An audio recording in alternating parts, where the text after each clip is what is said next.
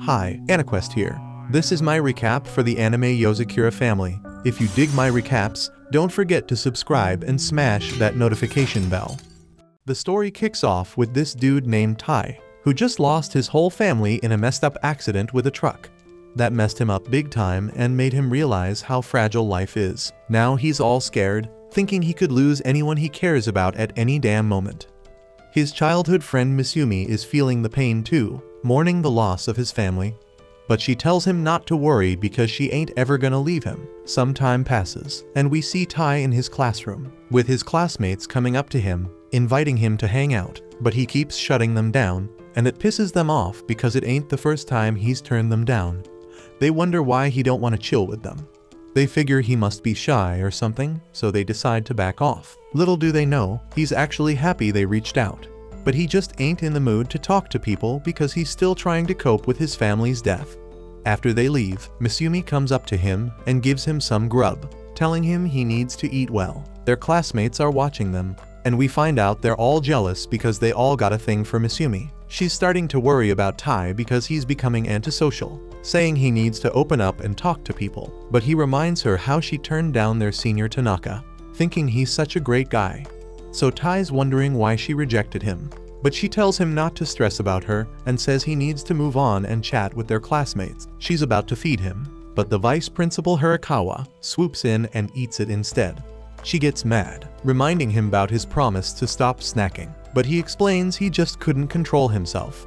She knows he's supposed to be on a business trip, but he says he changed his plans because he missed eating her food.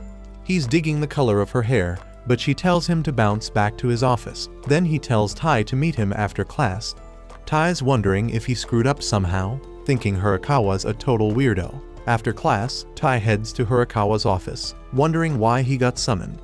But Hirakawa reveals he's got a whole collection of pictures of Misumi. He admits he's taken countless shots of her, revealing he's been creeping on her from the shadows to protect her from all the dudes trying to get with her. He knows Tanaka asked her out, and we see that Hirakawa tortured the poor guy, warning him to stay the hell away from her. So Tai realizes he's in deep trouble because Hirakawa's straight up insane. The dude even threatens to kill Tai, asking if he's catching feelings for Misumi. Tai is freaking out, fearing for his life, but Hirakawa tells him not to take it personal, saying Misumi is his sister. But out of nowhere, this girl shows up and hits a button, flooding the room with light, giving Tai a chance to escape. He regains consciousness and Misumi welcomes him, saying she's relieved he's alright. But he's all confused because he's surrounded by a bunch of strangers, so he starts freaking out, demanding to know who the hell they are. Misumi tells him to chill and introduces them as her siblings. Turns out the girl who saved his ass is Futaba, and she's got a brother named Shinzo, who's straight up obsessed with guns. Then there's Kengo, who's all about the cats, and Shen, who's a tech whiz. And last but not least, there's Nano, who's into doing experiments. And they got a guard dog named Goliath. Misumi spills that their family is actually a crew of spies, and Tai can't believe it. Wondering if he's getting punked, he grabs one of Shinzo's guns, thinking it's a freaking toy. But when he fires that thing, he realizes it's the real deal. They explain that being a spy is just a regular gig for them, working as freelancers, but they're struggling because the government spies offering their services for a cheaper price. But Shin drops the bomb that their family's got the best reviews on the internet, and Kengo adds that their brother Ishiro is boosting their rep because the ladies can't get enough of him. Tai puts 2 and 2 together and figures out Kengo's talking about Hirakawa. Futaba breaks it down that he's a flawed dude, but he's the top spy in the family. Tai is wondering why he's being targeted, so she spills that they got some intel saying someone wants to off Misumi. Futaba spills that Misumi almost died because of Ishiro, and the stress from that made her hair turn white. Ishiro blames himself for what went down, so he's been obsessing over her, doing whatever it takes to keep her safe. He got rid of anyone who got too close, but he made an exception for Tai because they go way back. But after learning about the intel, Ishiro decided it was time to eliminate him. Just then, the alarm goes off, and Ishiro storms into the house, but Misumi's siblings promise to hold it down and protect Tai. Shinzo spills that he sets up traps all over the house, but they all know there's still a major disadvantage because Ishiro's got mad skills. Tai feels like he's bringing trouble to the family, but Futaba tells him not to trip, saying it's always been a family thing. She drops some knowledge on him, saying he should marry Misumi because there's this rule in their family that stops them from killing each other. She explains about this cherry blossom ring that everyone in her family wears, saying when half of it is given to the spouse, the marriage becomes official. So if Misumi hands over that ring, Ishiro can't touch Tai. But Misumi doesn't want to marry him because he's still stuck mourning his family's death. And Futaba respects their decision. Everyone gets ready to throw down with Ishiro, but they realize he's already in the room, claiming he wrecked Shinzo's traps. Futaba tells him to back off, but he ain't having it. So she straight up slams his ass into the ground out of nowhere, and then it's an all-out brawl. But the dude can hold his own and uses his weapon to blast them away. He demands they hand over Tai, threatening to wreck the whole place if they don't comply. But Futaba charges in, trying to close the distance, but she ends up being restrained. Shin tells the others to bounce while she gets ready to throw hands. But Ishiro tells her she ain't no match for him, but she doesn't give a damn and calls in her drones, ordering them to light his ass up. We cut to Tai, all stressed out about the others, but Misumi reminds him they can't kill each other because of the family rule, so they'll be okay. She shows him a hiding spot, telling him to stay put, but she peeps that he's worried, so she reassures him that she ain't going anywhere. Ishiro manages to take out the drones and spots Misumi with Tai, telling her to give him a hug, but she flips the script and straight up attacks him, so he starts using his wires to restrain her. He admits he's impressed and takes off his mask, knowing Kingu was pretending to be Misumi.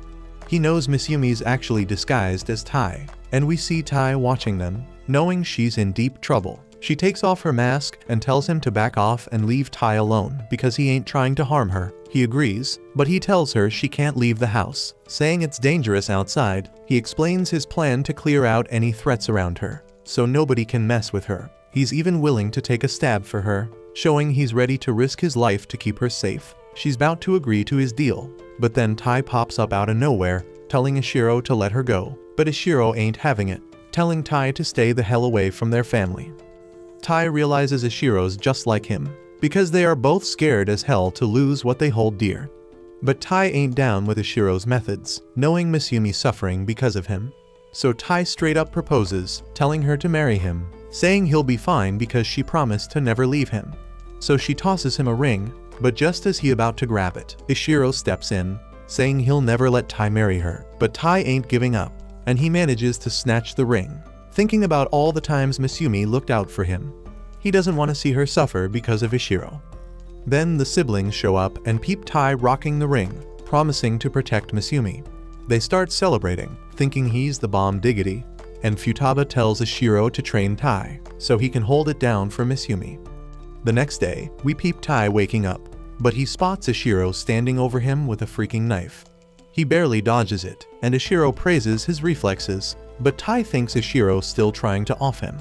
Ishiro explains it's just part of their training, saying spies gotta stay alert even when they sleep. Now it's time for some exercise, and out of nowhere, he grabs Tai with his wires. Meanwhile, Misumi's getting their lunches ready, but she suddenly hears Tai screaming, so she rushes over to check on him, and she finds Akiro helping him stretch. Misumi starts getting mad, so Ishiro decides to call it out. He checks the time and realizes they gotta bounce, so he straight up grabs Misumi, and they jump out the window as the whole damn house blows up. Tai wonders what's going on, and Ishiro explains that somebody planted a bomb in the house. Now they're in a whip, and Ishiro gets a report from Shinzo saying the bomb was in the kitchen, meaning they were trying to take out Misumi. Tai wonders why the hell someone would want to kill her, so Ishiro reveals that Misumi is the 10th head of the Yakuza family. Ishiro goes on to explain that the Yakuza family goes way back to the ninja days in the Edo period, and all their descendants got superhuman abilities. But there's always one regular-ass person who's born as the head, even though they got no powers themselves. They carry the superhuman gene, and their kids will be able to have powers. So it's the family's duty to protect Misumi and keep their bloodline flowing. Ishiro notes they ain't care about the bloodline, but everybody just want to protect Misumi as her siblings. Ishiro mentions that eventually, Misumi gonna step into the underworld as the Yakuza family leader. So right now, she gotta learn about the regular world. But that also makes them a target for their enemies. Suddenly, shots ring out from behind, and Tai is losing it. But Ishiro tells him the car is bulletproof. The dudes start busting out bigger guns, but the whip swerves out of harm's way. Ishiro's worried about spilling his tea, telling the driver to drive more smoothly. And guess who's driving? It's freaking Goliath. Tai can't even believe his eyes. Then the dudes start shooting rockets at them, but Goliath manages to dodge them like a boss. Ishiro spills his tea, so he steps out to handle business himself. He effortlessly blocks their bullets with his wires and slices up the cars chasing them. Then he heads back to Tai and Misumi, reminding Tai he part of the family now and gotta protect Misumi too. So Ishiro plans to teach him everything about being a spy. Ishiro hands him a piece, saying his first mission is to keep Misumi safe from the assassins all day. They pull up at school, and Misumi says what's up to her classmates, but we see Tai following after her, scoping out the whole damn room. The girls think he acting hella weird, but the other boys give him props, but when they see his face, they straight up shocked, wondering what the hell happened to him. We cut back to the whip, and Tai's bugging out staring at the gun, but Ishiro's like, "Don't worry, we can clean that shit up if you even take someone out."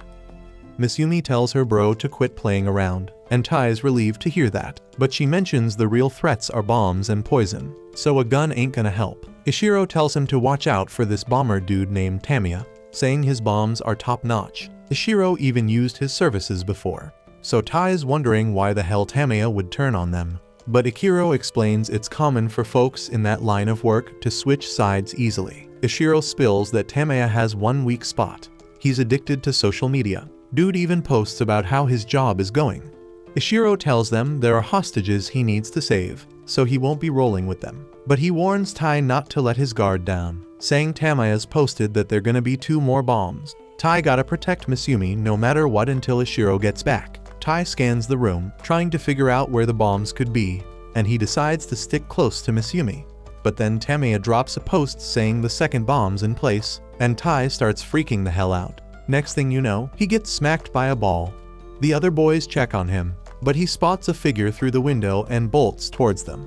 He makes it to the infirmary, but he hesitates at the door, and the nurse shows up behind him, asking if he's good. He quickly comes up with an excuse and bounces, but we see the woman smiling. We cut back to the classroom, where Misumi chatting it up with the girls, while Tai checks his phone and sees Tamiya set up the final bomb. He thinks about how Misumi learned to protect herself, like how she never eats nothing she ain't sure about, and how she always avoids being alone. The boys apologize again for smacking him, and give him some chocolate. He straight up scarfs it down, and the boys can't believe he actually took it, reminding him how nervous he normally gets when they talk to him. Suddenly, Tai starts feeling sick as hell, so they think they should take him to the infirmary. But then they remember the nurse ain't there today, and Tai straight up passes out. He wakes up and finds Misumi there, telling him the infirmary ain't open. Tai starts doubting if he's the right person for her, thinking he doesn't know shit about her even though they've been childhood friends. Despite being in constant danger, she always got his back. He realizes he never even thought about her feelings when he agreed to marry her. But then she straight up bonks him and says she the one who chose him, and she thanks him for marrying her. Tai's stoked to hear that, but then he spots a bomb on the ceiling. That shit blows up, and the boys think it's just one of the science club's experiments. We see Nano and some woman admiring the explosion, and we see that she was actually Kengo. Tai and Misumi survive the blast, and Tai thinks about how the hell Tamiya managed to plant a bomb in a random room. But he remembers how the infirmary was closed, so this was the next best spot for someone to rest. He realizes Misumi being targeted through his movements, and then he finds the third bomb on his own body. He figures out that Tamiya purposely announced his moves so Tai would stay by Misumi's side, making him the bomb that would kill her. With only a few seconds left, the door blocked, so Tai jumps out of the building to get away from Misumi. But out of nowhere, Ishiro catches him and disarms the bomb, giving props to Tai for finishing his mission. Misumi asks what they're gonna do with the bomb, and Ishiro says he planning to return it to its owner. Nano, Kingo, and Shinzo show up, and Misumi realizes they've been watching the whole time. Kengo says they just wanted to peep Tai on his first mission. Shinzo hands over Tamiya, begging for mercy, but Ishiro straight up tosses him out the window as his bomb goes off, and everyone's admiring the explosion. We see Ishiro looking annoyed as Tai rolls up to their house, but Misumi reminds him that Tai's place got wrecked by the bomb, and now that they are married, he can't refuse, so Ishiro tells Tai to watch his back. The next morning, Tai wakes up from this freaking nightmare where he couldn't save Misumi from this jacked shirtless dude who had her in his grip. The shit was straight up intense, but then he realizes it was all in his head, and he remembers all the crazy shit that actually went down yesterday. And now he's living in the Yakuza house, which is gonna take some getting used to. But damn, he accidentally steps on Goliath's tail and gets himself sentenced to death by 1,000 scratches. And everybody in the house already knows what went down just from the sound of Tai's screams. Later, Miss Yumi's patching Tai up and apologizing for what happened. She had Goliath watching over him so his ass wouldn't get assaulted by Ashiro in his sleep. And Tai knows Ashiro would totally pull some shit like that if given the chance, so he appreciates the lookout. Miss Yumi then picks up Goliath and starts giving him shit for hurting Tai, even though his job was to protect him. But that makes Tai nervous because he knows Goliath goes off when people touch him. Although it seems like Goliath likes Miss Yumi because she's the boss and he'd never attack her, but the same doesn't go for Tai. Later that day, Tai links up with Futaba and begs her to help him get stronger, but she tells him they were already planning to train him bit by bit because he's hella average, but that ain't enough for Tai. The last incident made him realize he's way too unprepared to keep Miss Yumi safe from danger, and he damn near ended up offing himself too. Since Miss Yumi chose him as her man, he wants to be strong for her sake, which is some sentimental shit. But then Futaba grabs his shirt and starts tossing him around the room to make a point. She says she may not look like it, but she has mad martial arts talent. And even with all that talent, it took her 3 years of training before she could go on her first mission. So for Tai, with no talent to speak of, it's gonna take even longer to train. Just having strong emotions ain't gonna cut it. But with that said, she ain't gonna let all his motivation go to waste. So she offers him the chance to try out the Yakuza family's all-out training regime. But she's got one condition before they start. Tai's gotta live in this mansion for a whole damn month.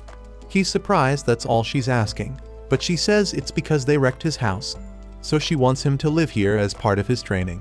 And then in a month, the real training begins. Tai's about to think it for, but as soon as he gets up, a trap door opens beneath his feet, and he damn near plummets to his doom. Futaba apologizes for that shit, because she forgot to mention that this whole damn house is filled with traps for spy training.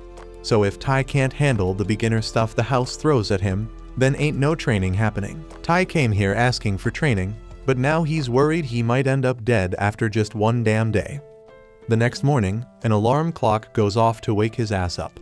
And it ain't no damn suggestion, either, because the clock explodes after a few seconds of Tai trying to ignore it. He bolts out into the hall to escape that shit, but he ends up triggering another trap that spits out a damn flamethrower. By the time he sits his ass down for breakfast, he's practically charbroiled. Miss Yumi apologizes for her crazy-ass family, but Futaba tells him the exploding alarm clock is necessary so he can build the habit of getting up immediately. Tai takes a bite of his breakfast and asks how the hell Miss Yumi managed to live in this house for so damn long when she's just as average as him. But she explains that she don't have to deal with any traps because they don't activate for her. Shin breaks it down for him, saying the traps can be turned off once he's been accepted by the house. They're all controlled by a computer system, so if he manages to clear every single trap in the house, then he officially becomes a member of the Yakuza family and can turn them on or off whenever he wants. The others turn off the traps when they're injured or if they just don't feel like dealing with it. And if Tai works his ass off, he might be able to do the same in like 2 years or some shit. Tai ain't feeling that 2-year time frame, but a moment later, his stomach starts acting up, and Futaba tells him he should have paid better attention to what he was eating. Everyone in the family except Miss Yumi has their food laced with a little bit of poison to build immunity. But Tai don't gotta worry because it's only enough to turn him into an ass blaster in the morning. But one thing he does need to worry about is the fact that the bathroom door got like 20 damn locks on it for some reason. Ishiro walks by, and while he don't do shit to Tai, he's enjoying watching his ass suffer. In order to get in, Tai gotta be able to pick the lock and crack the password in under a minute, but it's cruel to expect him to do that shit on his first try. So Shinzo steps in to help him before his ass blasts all over the floor. The next day, everybody's damn alarm clocks start blaring again, and they all find their own ways to stop them from freaking exploding, except Tai because he still ain't got the hang of it. The traps are all up in his business. Trying to grab some breakfast ends up with him getting sprayed like he is in a shootout. Turning on the TV requires him to pop the button with a freaking gun, and even taking a shower almost turns into a damn waterboarding session. By the time he finally heads to school, he's straight up wiped out. His homies ask if he good, but he is fronting and says he is fine, so they leave him be. When the day finally comes to an end, Our boy is completely exhausted. But after checking up on Miss Yumi, he sees she has been weakening late into the night. So he covers her up with a blanket and decides to put in some extra work too. He steps outside to work on his aim. But damn, he's still shooting like a stormtrooper. He dead set on keeping at it until he finally gets his shit together. But then Miss Yumi calls out to him and asks if he want to take a break with her. They both chill inside, and Miss Yumi pours him a cup of tea before asking if he's sure he ain't pushing himself too hard with all the training he been doing. Tai doesn't want to admit it, but she knows he's out there hustling because he think he weak. But Miss Yumi don't see him like that. She remembers back in the day when they were neighbors. They weren't super tight or nothing at the time. But when she started junior high, she started catching heat from some jealous girls because she rocking that fly white hair streak, and Ishiro wasn't around to make them disappear. So Miss Yumi was left at the mercy of their cruel scissor-happy ways. But then Tai showed up and shut that shit down by cutting his own hair without saying a word. His move had those bullies shocked, and they ran off like scared little pups. Once the girls were gone, Tai dropped the scissors and told Miss Yumi he was planning on cutting his hair anyway, so she ain't got a trip. She still felt bad about it, but he insisted it was nothing. And from that day on, they became tight as hell. He'd been holding her down all this time, so she letting him know he don't need to grind himself to the bone no more. Some time goes by and Tai wakes up one morning, managing to stop that explosive-ass alarm clock before it starts blaring again. He makes his way through the hallway without triggering none of them damn traps. He walks into the living room and greets Shinzo, as he once again tries to turn on the TV with a freaking gun. His aim has improved, and now he can hit that power button, but changing channels still be a bit tricky for him. So Shinzo gives him a couple of tips on reducing the recoil when he fires that gun. Soon after, Shin enters the room, and she impressed as hell that Tai can now turn on the TV with ease. She came to give Shinzo some of Tai's performance data she analyzed for him. Tai is hella grateful for all the help they are giving him, but he got a question he dying to ask. He asks Shin why the hell Shinzo always chilling in a garbage can, but the answer pretty simple. The dude is just super shy and lazy, so he hardly ever leaves that mini tank he built for himself. But that ain't the point. She tells Tai to hurry his ass up because he's supposed to meet Nano to learn how to deal with poisonous gas. As he bounces, Shinzo says he thinks Tai got some real talent with this spy shit. But while Shin agrees he making mad progress, she knows it's all because of his own hard work. Later, Futaba and Kengo stroll down the hall and they stumble upon Tai and Nano doing nerve gas training. Kengo tries to butt in, but Futaba kicks his ass back into place so Tai can train in peace, though she senses something off. More time goes by and Tai breezing through his morning routine without a hitch. Miss Yumi is really proud of how far he come in just 3 weeks of living here. He asks her to pass him the milk, but there's one thing he still ain't adjusted to, those mild poison doses. So once again he forced to race his ass to the toilet. But he also still ain't figured out how to crack the codes on the door. Kengo goes over to help him before he has an accident, but when he gets there, he finds Tai passed out on the floor. Everybody rushes over to check on him and Futaba asks Nano to get some medicine ready for him. Later on, Tai wakes up on Nano's diagnostic table, and lucky for him all he got is a fever from being hella tired. If he rests his ass for the rest of the day, he should be good, or at least he would be good if he ain't have such messed up injuries. Futaba been peeping that he hiding something for a minute now because ain't no way he achieving those crazy results without taking some drastic measures. He kept it on the down low with the help of the others, and Futaba straight up disappointed in Nano for letting him self-destruct like this. Tai tells her it ain't the others' fault because they tried to stop him from going all out. But he was stubborn as hell and begged them till they gave in because he want to protect Miss Yumi as soon as possible. Futaba smacks him on the head for being so damn foolish and not realizing that he can't take care of Miss Yumi if he can't take care of himself first. She hands him a book on code-breaking basics so he got something to do while he recovering from his wounds, and Tai thanks her for being so considerate. But once she bounces, Futaba thinks to herself that Tai's resilience is straight up unbelievable. Most people would break long before their bodies gave out if they pushed themselves to the edge like he did. But Tai continues to train hard for Miss Yumi, and that might mean he got what it takes to protect her after all. Couple days later, Tai all healed up and finally able to unlock the damn bathroom door on his own. And that's cause for celebration. And since he done beat all the traps in the house, he getting admin access to turn them off and officially recognized as a Yakuza. Futaba personally props him up for all the hard work he been putting in for the past month. But from now on, he getting that intense Yakuza family training, so he better be ready. Shinzo busts out a 100-kilogram shirt for Tai to rock, and Shin increases the difficulty of the traps. So Tai is in for even more brutal training right off the bat. Later, we peep Miss Yumi cooking up a storm for the family, doing her usual thing by adding a touch of poison. But out of nowhere, Tai hits her with a question about putting on a bra, catching her off guard. He tries to explain he was practicing his disguises, but she ain't trying to hear it. Then Kengo shows up and offers to teach Tai, but he ends up clowning him instead. Shinzo comes through wondering what the commotion is, so Tai rips off Kengo's disguise. Ishiro jumps in saying he's about to go on a mission and tries to get a kiss from Miss Yumi, but she just smacks him away. Turns out Shinzo's going on a mission too, and Tai's worried about him. But Shinzo says it's just some basic shit where they gotta grab the original plate for some fake cash. Tai can't believe that's considered an easy mission, so Shinzo hands him something before he bounces. Next thing we see, Tai and Miss Yumi walking to school, and out of nowhere a baseball comes flying at them. But Tai catches it like it's nothing, tossing it back with mad speed, and the coach straight up asks him to join the team. During lunch break, Miss Yumi mentions how his training got him all superhuman-like and tells him to be careful not to blow his cover. After school, Miss Yumi handles all the family paperwork, and Tai's mind is blown by how she handles it all. But she tells him she got used to it, and it's her responsibility as the head.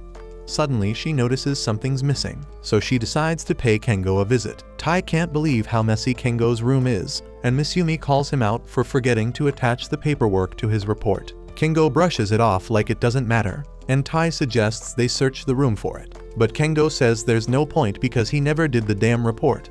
He comes out butt naked, and Miss Yumi tells him to cover up in front of her. But Kengo brings up how they used to bathe together when they were kids. Miss Yumi decides to punish him, but Kengo bolts past them. Tai tries to stop him, but Kengo disguises himself as Miss Yumi, throwing Tai off guard and making him hesitate, and then he makes his getaway. Miss Yumi activates hibernation mode, and the whole house goes into lockdown. Meanwhile, we see Shinzo sneaking through a vent, wearing X-ray glasses to scope out what's going on.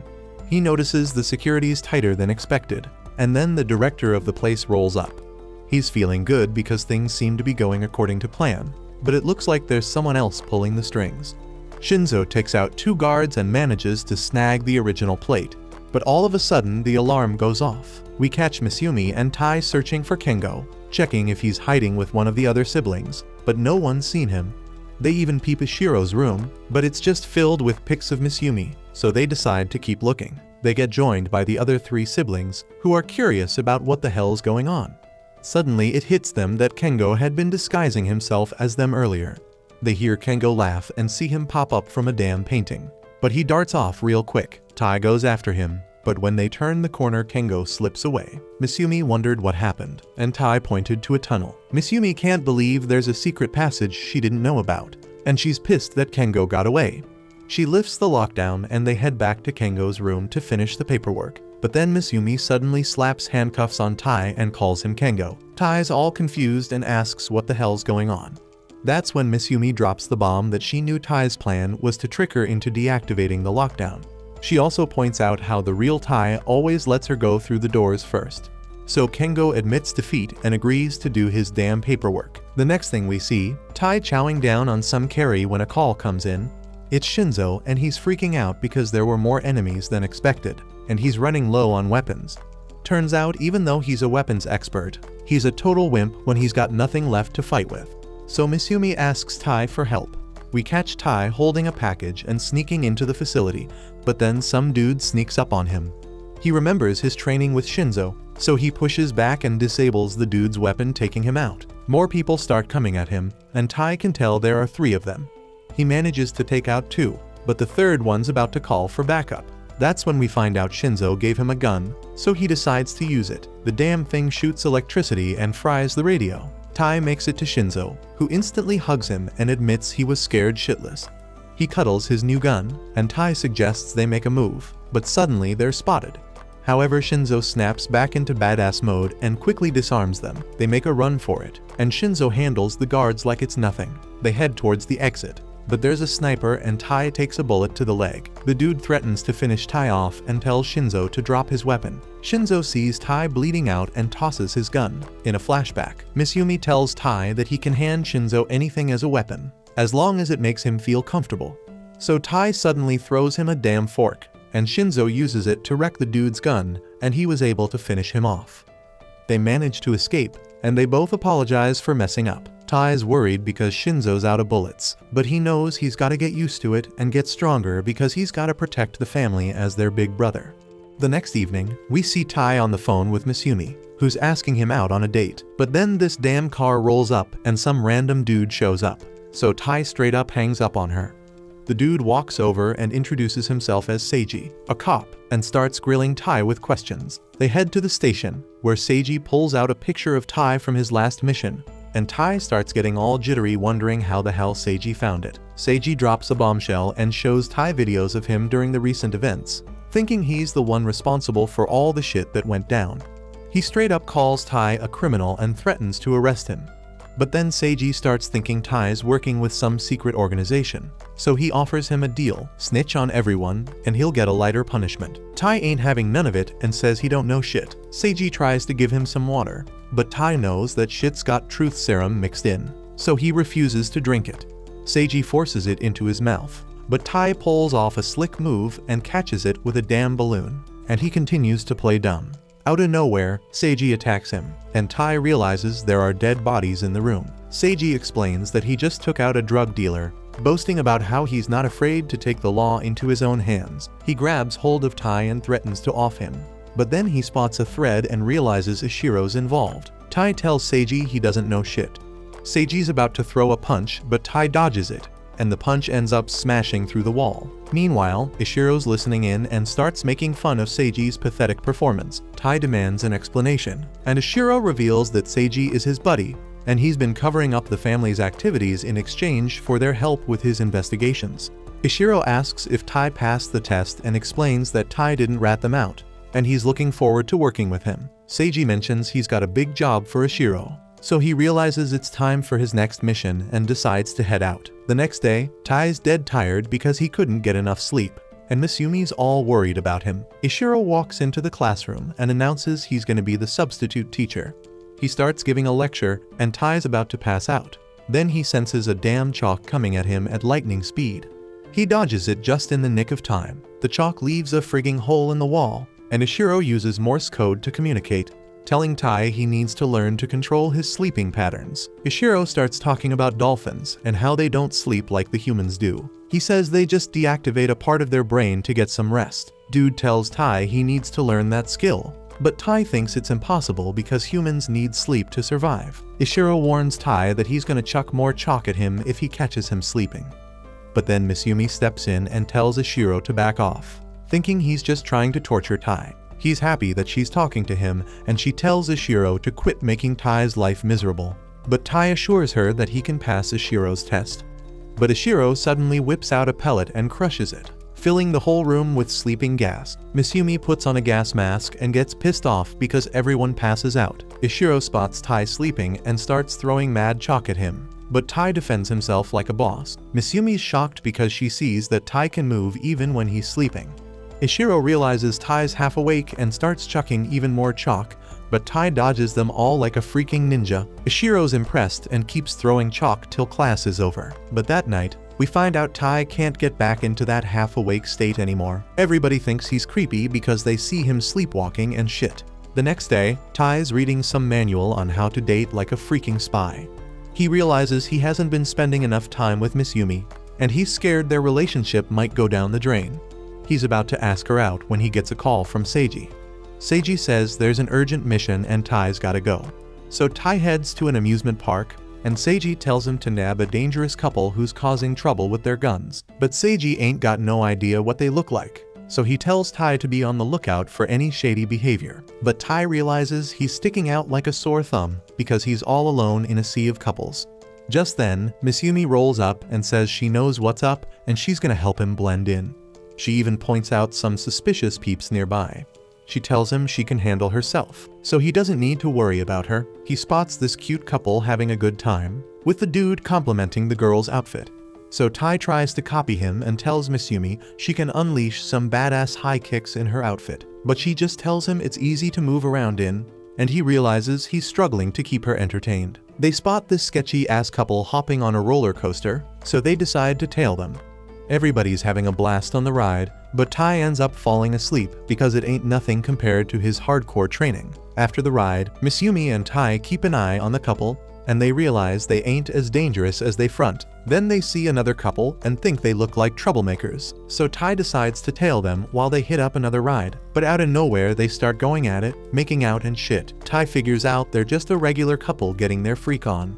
Misumi spots another suspicious couple, and Tai decides to peep them while they enjoy some coffee. He hears the dude talking about some special item and reaching for his pocket.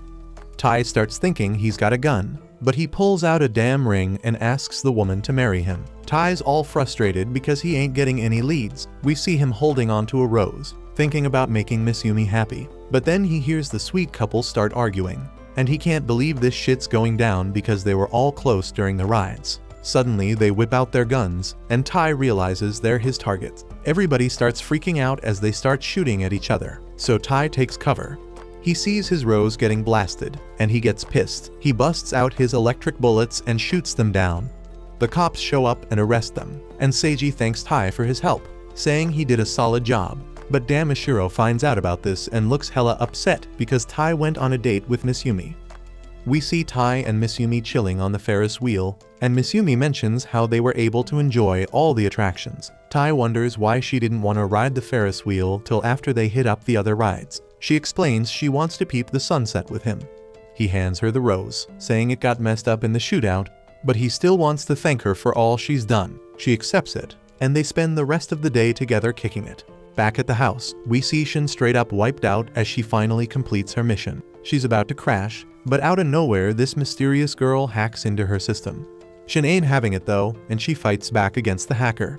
We see her in the game, chasing after a freaking hedgehog, but the girl disconnects her computer, letting her escape. When she turns her system back on, she realizes the girl stole pictures of Tai. The next morning, Tai and Misumi bump into Shin.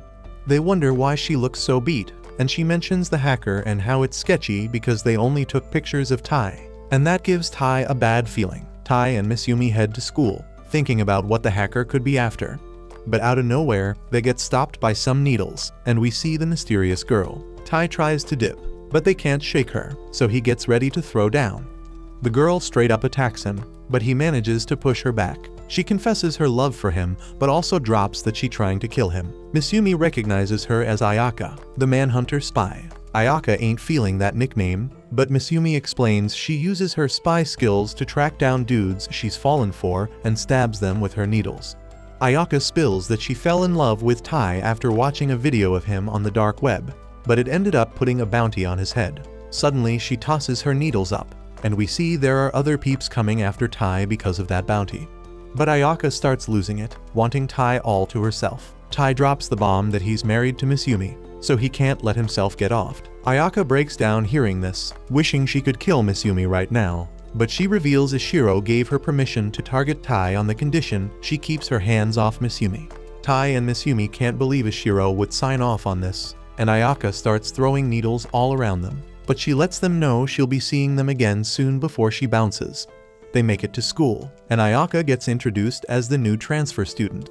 She ends up sitting next to Tai, and as she's heading to her seat, she trips and throws a needle at him, but he manages to catch it. We see Tai going about his day, trying to dodge Ayaka's assassination attempts. He has lunch with Misumi, and he keeps dodging Ayaka's attacks. Ayaka starts getting desperate, so she uses her needles on everyone else in the class, saying she injected them all with some mind-controlling poison. She orders them to restrain Tai, and they all hold him down, she getting ready to finish him off. But Misumi steps in telling her she has crossed the line. But right then, the bounty hunter from before shows up and starts shooting at Ayaka for payback. Misumi pushes her out the way, and Tai busts out his gun and fires at the dude. He checks on Misumi, and Ayaka wonders why she saved her. Misumi explains she is happy because now there's someone else who sees how amazing Tai is. Ayaka sees her like an angel and falls in love with her. As they head home, Ayaka clinging to Misumi. And now she wants to kill Tai so she can have Misumi all to herself. Tai ain't feeling that, but then he gets a call from Shin. They meet up with her in her room, and Misumi spills that Shin always looking for peeps to play games with. Tai is confused as hell, but Shin starts up the game, saying they gotta defeat the enemies that pop up. They start playing, and Shin says it's time for the boss. Tai shocked it's happening so soon, but they go up against some train monster, Tai button mashing like crazy, and they manage to take down the boss. Right then on the news, they report a runaway train suddenly stopping. Shin reveals she hacks into her target systems and turns it into a game.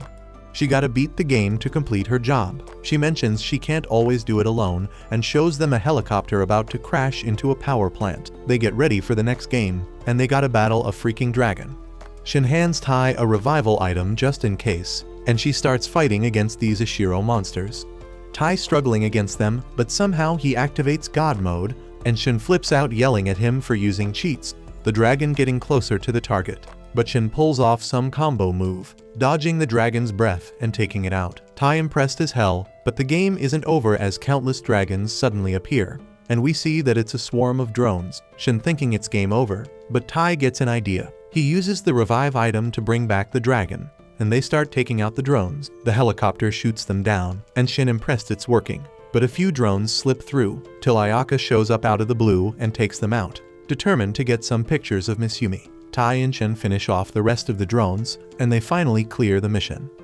Shin gives props to Tai for his plan, but she insists on playing more games with him, refusing to let him bounce. A while later, we got these two badass spies who just wrapped up one crazy mission, and one of them, who is called Oga, is taking a break and reading the latest issue of Spies Monthly, which has put Tai on the front cover. Oga's mind is blown by all the sick achievements Tai's pulling off. But Sui, his partner, ain't giving two shits because it ain't their mission-related stuff. Meanwhile, back at the Yakuza mansion, Tai is chilling when he gets a call from Nano, who's looking for a ride home. Tai's in the middle of his workout warm-up, but he agrees to help him out and asks where he's now. And Nano spills that he is in a freaking evil lab. Tai needs a bit more info, so Nano breaks it down. This lab's been cooking up some serious bioweapons, like toxic gas. Nano's mission was to infiltrate that joint and shut it down, and he freaking aced it. But now he's holding this bomb called sodium, loaded with germs. If that shit goes off, it's gonna wipe out everything within a 10 kilometers radius. No doubt taking that shit outside is hella risky, so Nano just decides to eat it instead. Tai is a bit freaked out because Nano just swallowed a freaking bioweapon, but he explains that his body is damn good at detoxifying things, so it won't be able to kill him, but it's gonna take him about 3 hours to neutralize the toxic gas in his system.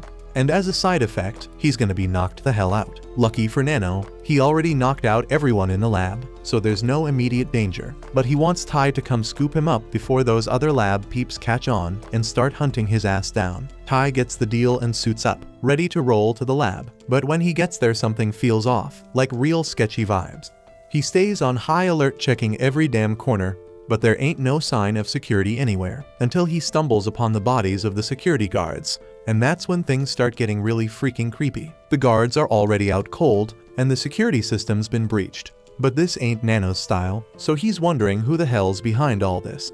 He's lost in his thoughts for a second when one of the guards who ain't knocked out aims his gun at Tai. But just before he can squeeze the trigger, this guard gets slammed into a wall by a freaking ball and chain. And the ones who saved him are none other than Sui and Oga from earlier. Sui's all surprised that Tai's on a mission here too. So they introduce themselves as part of Hinajiku, a crew of government spies. Tai's heard about Hinajiku before. Unlike the freelance spies in the Yakuza family, these Hinajiku peeps are the elite. They take orders straight from the government. Sui explains they were sent here to shut down this lab, and he asks Oga for an update. So Oga starts listening in, hearing the footsteps of 5 folks all up in the building. And that ain't all, he can literally smell their guns, so he knows they're packing. That info tells Sui that the main lab they're looking for has gotta be underground after all. So he says his goodbyes to Tai, because they have their own mission to handle. But Oga ain't letting the chance to team up with Tai slip through his fingers. He grabs Tai and drags him along. Then out of nowhere, a guard sneaks up on Tai and pops 2 shots at him, but Tai dodges both like a freaking ninja and counterattacks, impressing the hell out of Oga. Eventually, they make it to the lab they're after, and Tai wastes no time rushing to Nano's aid once he spots him. But then Oga tries to straight up kill Nano with his steel ball, so Tai's gotta block that shit with his knife, breaking it in the process. Oga tells Tai to back off because it's dangerous for him to interfere like that. Their mission's all about neutralizing this lab. Tai doesn't understand why they would also want to kill Nano. Sui breaks it down that they've been keeping tabs on this lab for a while, so they knew all about Nano infiltrating the lab. And since Tai knew Nano's location, it was a cakewalk for them to find this place. But now that Nano's swallowed that bioweapon, he's become a major threat to national security. So they gotta eliminate him to complete their mission. Sui straight up tells Tai to step aside so he can off Nano. But there's no way in hell Tai's gonna just chill and watch his brother-in-law bite the dust. So Tai gets up in his face and declares that if Oga and Sui want to take out Nano, they gotta go through him first. He's ready to blast their asses, and Oga tries to warn him to think twice, but it's too late. Sui's already activated his crazy flash skill shit and darts past Tai with his sword, slicing up Tai's gun and body in the process. He could have easily offed Nano by now, but he's trying to prove a point about how Tai's emotions are straight up weakness. He trusted these spies he never met before, and was so laid back that he hesitated to shoot them first. Oga's bitching about how Sui always acts like this, so he was about to try and stop him. But then he remembers Sui's way too damn powerful for him to handle, so he backs off. Sui walks over to Nano, promising to make his death as painless as possible.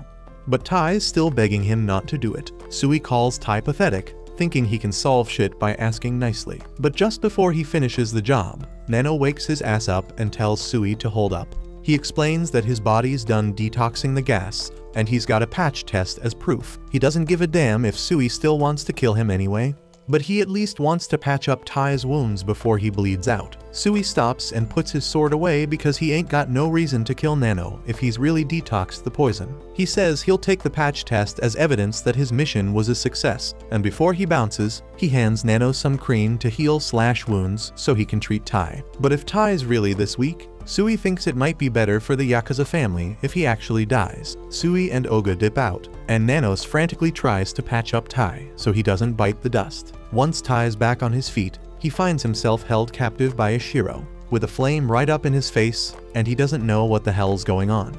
Ishiro shows Tai that he made it to the front page of Spy magazine again, but this time it's all about how Tai got his ass handed to him by the Hinajuku spies. They even calling it the downfall of the Yakuza family. Ishiro's mad as hell about that shit, and he's gonna straight up hunt down the journalist who wrote that article later. But for now, he's putting all the blame on Tai for the Yakuza family catching all that bad press, even though a big chunk of it's because of Ishiro's own actions. But what makes him the most mad is that Tai almost got Nano killed because he's weak as hell. If Ishiro had his way, he'd rather have Sui take out Tai. But then Nano and Misumi roll up and shut down Ishiro's bullying real quick. Misumi goes to free Tai from his restraints, but when Tai can finally speak, he says he doesn't blame Ishiro for being mad because it's true that he messed up the Yakuza family name. Nano tries to tell him that Tai's the reason he's still breathing, but Tai doesn't see it that way because he thinks all he did was stall Sui for a few seconds, because he's weak as shit. Then Ishiro steps up and spins Tai around,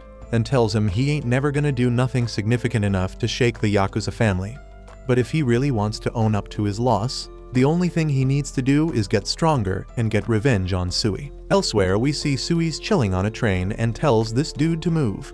But the dude ain't budging because his legs are long, and there's plenty of space for Sui elsewhere. But Sui takes it personally and straight up rips the dude's clothes apart, then walks away to find another spot like it's no big deal. And once he's settled, he finally brings up something that's been bugging him for a while and asks Tai what the hell he thinks he's doing with that hella suspicious disguise. Tai realizes he's been busted, and Sui asks if he's here to try and get revenge for their last fight, but that ain't Tai's agenda. Earlier, Ishiro spilled that the Hinajuku spies all got their own unique skills. So if Tai wants to take them down in a spy battle, he's gotta snatch every damn piece of info he can about their abilities. That's why Tai tells Sui he's gonna learn everything he lacks as a spy by watching Sui. This is the first time Sui's ever heard someone say they're gonna spy on him.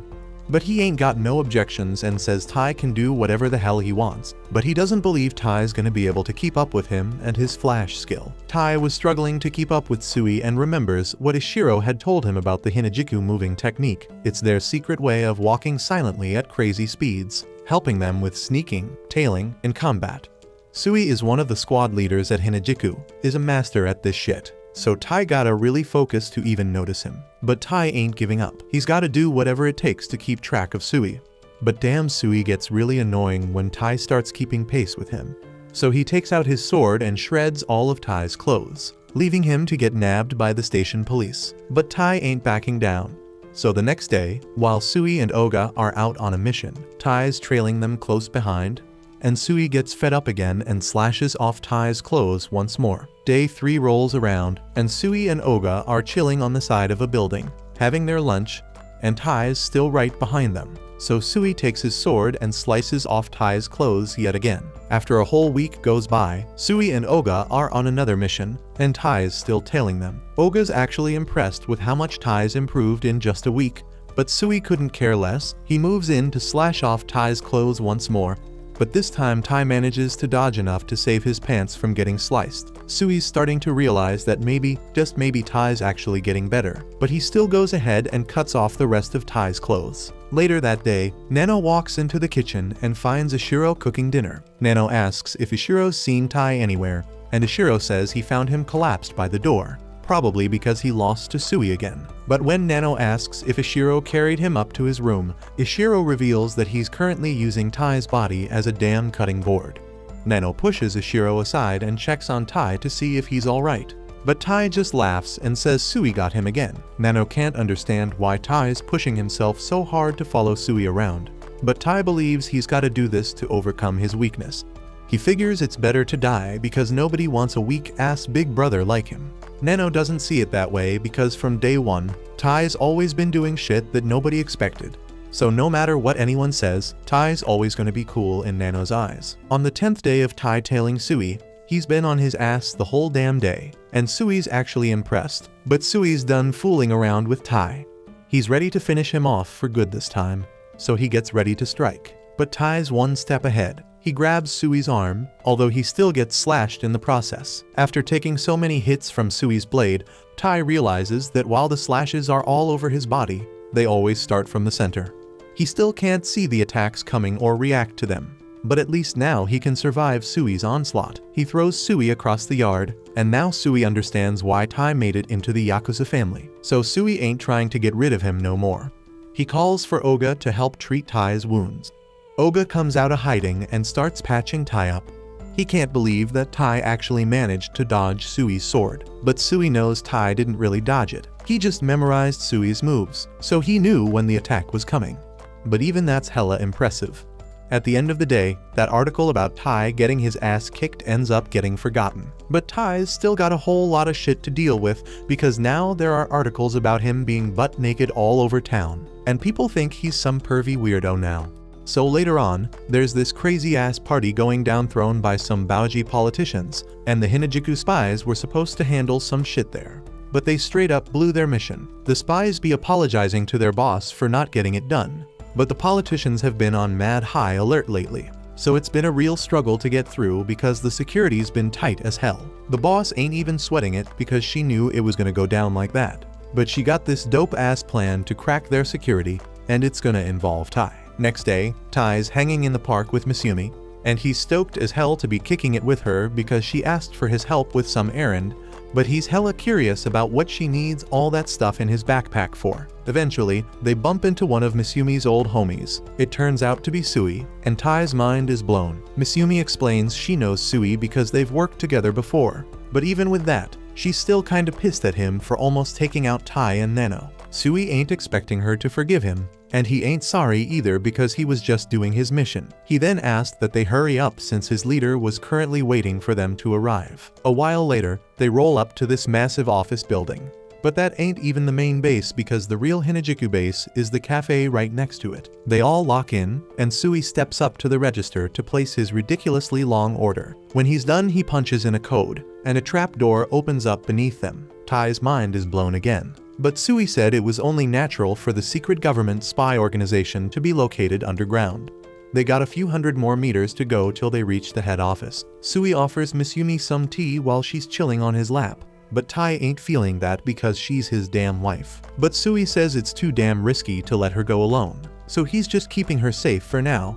And Tai sees exactly what he means because a whole bunch of arrows and lasers start flying their way. The traps are part of the Hinajiku base's security and spy training, so Tai better keep his guard up or he'll be straight up toast before they even hit the damn floor. After some crazy ass seconds of dodging lasers, Sui and Tai finally make it to the ground floor. But the traps ain't done yet. Out of nowhere, this freaking huge rock comes crashing down straight onto Tai. But just when you think he's gonna get squashed, the Hinajiku boss comes out of nowhere and straight up obliterates that thing with one punch. After that, she welcomes Tai and Miss Yumi. But she's wondering if this fluffy dude here got enough strength to keep Miss Yumi safe.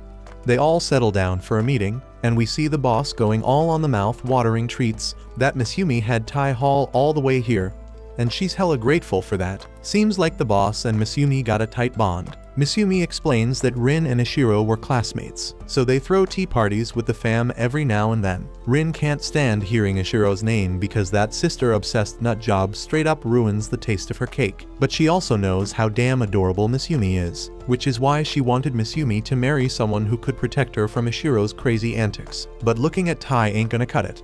She heard from Sui that Tai was a shitty spy. But Sui corrects her and says all he meant was that Tai was seriously like garbage at anything spy-related, which is pretty much the same damn thing. Miss Yumi stands up for her hubby and says he's got just as much determination as Ishiro. Rin takes it as straight-up fact. But before they can keep going with the discussion, Ishiro busts into the base like a freaking wrecking ball. He lost the signal from the GPS tracker he planted on Miss Yumi, and he knew the only ones who could disable it were the Hinajiku spies. So he came down here straight up gunning for her. Miss Yumi already knows what's about to go down. Rin gets up to face Ishiro and tells him to bounce because his mere presence is straight up polluting the air. Ishiro refuses to let anyone chill with Miss Yumi except him, so he uses his wires to attack her. But Rin's on the same level as him. She straight up punches through his wires and straight up mocks him for trying to take her down with such a weak ass move. So Ishiro steps up his game, and these two start throwing down. Their fight wrecks the base in seconds, so they gotta evacuate all the spies for safety. Damn, this is exactly what Miss Yumi didn't want going down. Every time Ishiro and Rin are in the same vicinity, shit goes down, and they start throwing hands. Sui tries to step in and stop them, but he's too damn weak to even get close. Miss Yumi jumps in between them and tells them to cut it out. But they both too caught up in their attack animations to cancel, so Miss Yumi's in some serious danger right now. Thankfully, Tai manages to yank her head down just in time to avoid getting her jaw wrecked. But he ain't so lucky himself. He gets knocked the hell out, and Miss Yumi's all pissed off. She threatens to never talk to Rin or Ishiro again if they keep causing trouble like this. The thought of losing Miss Yumi makes Ishiro pass out, and Rin starts begging for forgiveness. But on some real shit, Rin gotta admit that Tai's way tougher than she gave him credit for. Dude took a direct hit from both her and Ishiro and survived. Her opinion of him has changed, so she wants to talk to him about something once he wakes up and gets the feeling back in his face. She wants Tai to go undercover and spy on some politician. This dude's been doing all sorts of good shit like free education, pensions, and lowering consumer tax. The people straight up love him. But Rin says a lot of his accomplishments are built on a foundation of straight-up bloodshed. He's got 3 of the most dangerous spies in the world, Red, Blue, and Yellow, as his right-hand goons. They help him with bribes, assassinations, and every illegal trick in the book to gain public favor. And with the next general election coming up, this politician's planning something big. He's been slick enough to cover up all his other crimes as coincidences so far.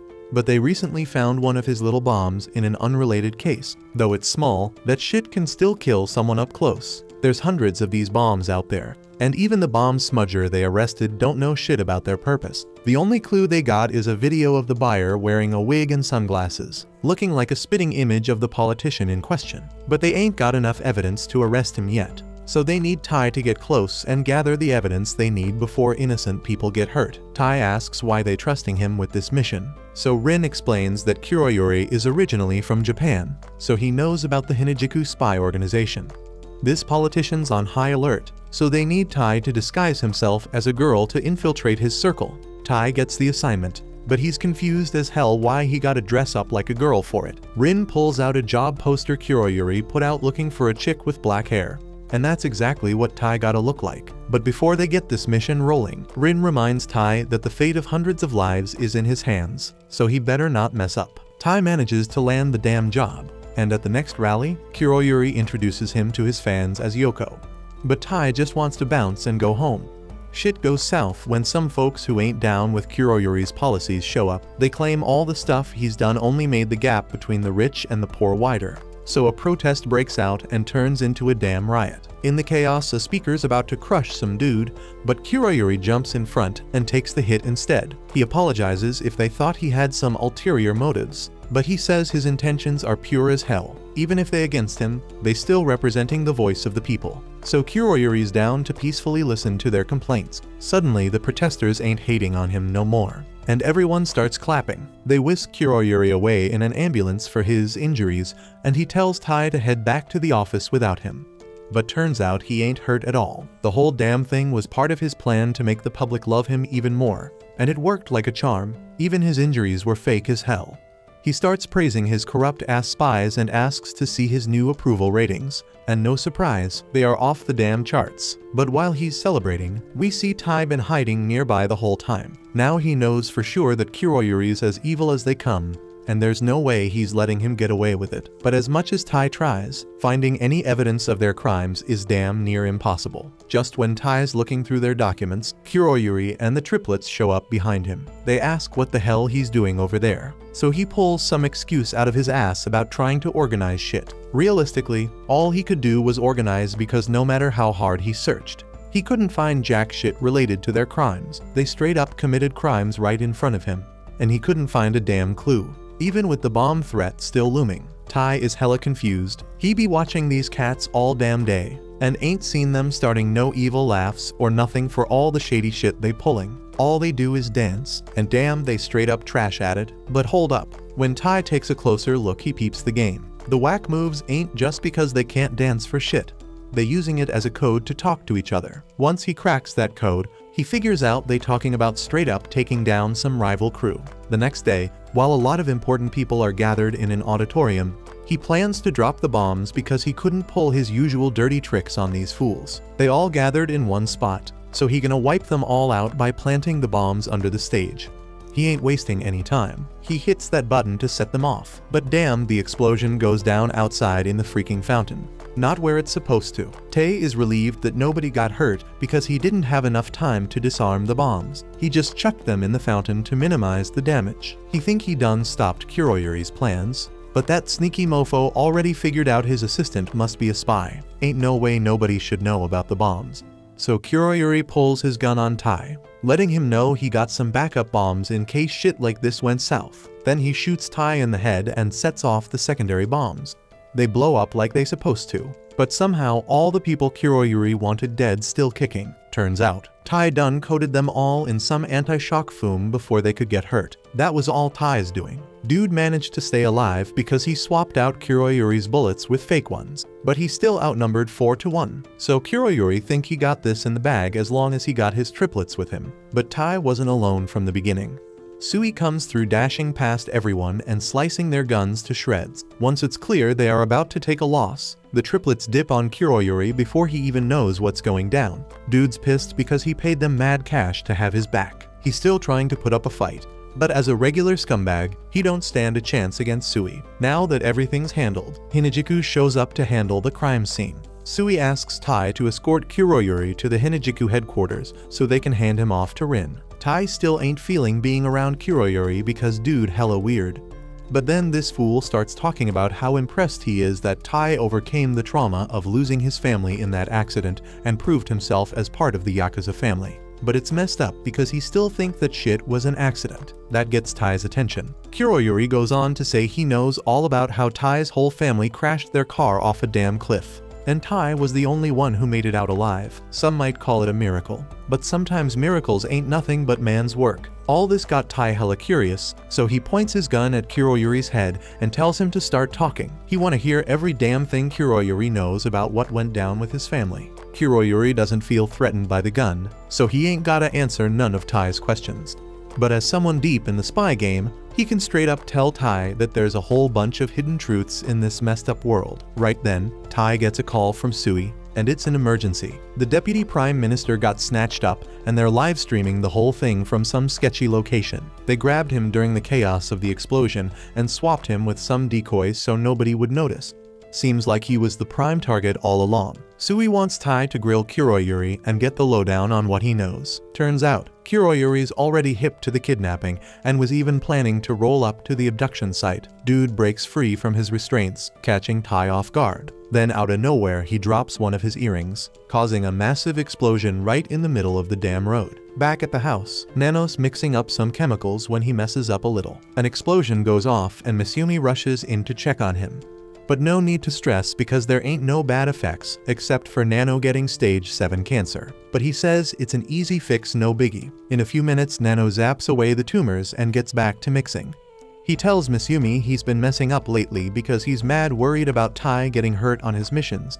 So his mind's all over the place, and that's why he started his latest experiment, just in case Tai comes back all messed up like a mangled corpse. He's got a concoction ready to patch him up. He asks Misumi if she ain't worried about Tai too. And hell yeah, she's worried because he's her man, but she knows sitting around stressing ain't gonna help. So all she can do is whip up a bomb-ass feast to celebrate when he comes back. She might have gone a bit overboard with the cooking, but she knows Tai's gonna dig it when he walks through that door. But now that she thinks about it, the house has been hella quiet lately. So she asks Nano what everyone else is up to. Nano explains that they are all tripping too. So Kengo's hustling to make a mask for Tai in case his face gets all messed up on the mission. Shin is busy exposing all the haters dissing Tai on the internet. And damn, Shinzo been straight up crying his heart out this whole time. But Ishiro and Futaba, they ain't lifting a damn finger. Futaba thinks it's pointless to worry about Tai because his skills are tight for a mission like this. And Ishiro, well, he never vibed with Tai from the get-go, so he ain't sweating it. Back on the streets, Tai finally crawls out of the wreckage holding up the driver.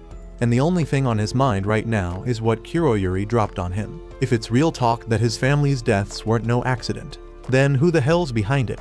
Right then, Sui hits him up, asking if he's good. Tai confirms he made it out in one piece with the driver, but Kuroyuri managed to bounce. Sui says it ain't a problem because they saw this coming from a mile away. He didn't clue Tai in earlier, but Kuroyuri ain't just some crazy politician. He's a former spy known as Kuragao. Back in the day, he was a straight-up legend. Official story is he kicked the bucket 6 years ago, but as Tao peeped, he's still alive and kicking, rocking the new name Kuroyuri. They played it low on security during transport, only sending Tai, so Kuroyuri could dip and they could figure out what his true game is. And now that they know he's heading to where they're holding the Deputy Prime Minister hostage, they should be able to track his ass with the GPS they planted. Ain't nothing left for Tai to do, so Sui tells him he's free to bounce back to headquarters. But what Kuroyuri spilled earlier still don't sit right with him, so he got a choice to make. At the secret spot, Kuroyuri takes off the blindfold from the Deputy Prime Minister, who's mad confused about the whole situation. Kuroyuri tells him to just relax and look into the camera since the media's probably going nuts already. The deputy's disappointed because he always thought Kuroyuri was some weird politician with that chicken costume. But finding out he's a straight-up terrorist is just heartbreaking. He tells Kuroyuri that pulling a stunt like this won't change the political game, but Kuroyuri don't give a damn about the politics. The deputy's all confused, so Kuroyuri finally decides to take off the rest of his disguise and school the deputy on what's about to go down. As the flashy glasses come off, the deputy's eyes go wide because he recognizes Kuragao, but it shouldn't be possible because the deputy saw him die years ago. Now that they got the introductions out of the way, Kuroyuri sits down and starts addressing the public. He ain't gonna speak as Kuroyuri no more, but as a father who lost his child. In his quest for vengeance, he's taken out a bunch of politicians behind the scenes, but since the deputy's the one who knows the whole story, Kuragao figures it'd be fitting to kill him right in broad daylight. Now the interview's about to start, and Kuragao points a gun at the deputy, giving him two choices.